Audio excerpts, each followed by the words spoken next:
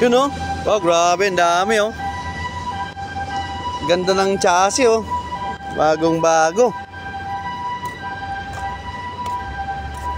Ayos.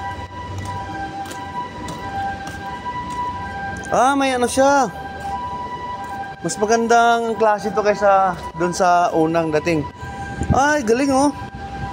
Meron na siyang preno.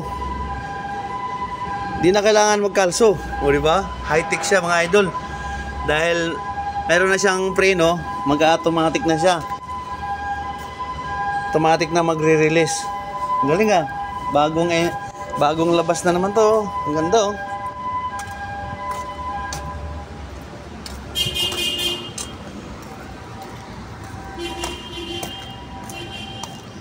Tsaka ang kagandahan nito, meron na siyang ano. Di ba? Ayos.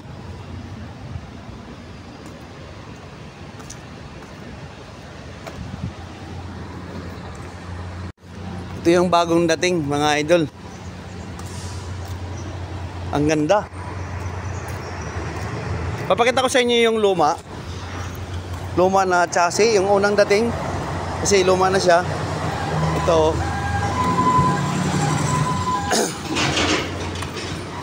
Yan. Ito po yung unang dating. Meron din siyang harang. Kaya lang hindi siya katulad noon. Yan o. Diba? Ang pinagkaiba lang nito.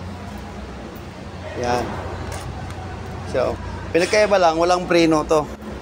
Ito, walang preno. Na kahit i-park mo siya, meron siyang parang maxi sa chassis.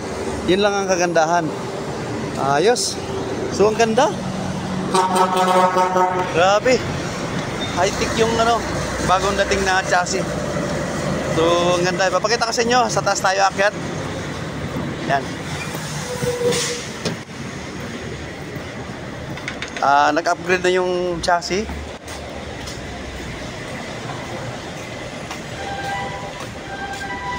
Yan. Akyat tayo sa taas. So yan, papakita ko sa inyo. Yun o, ganda o. Yan, maraming dating. May bago na naman na disenyo. So yun lang, maraming salamat. Thank you for watching. Please like and share and subscribe.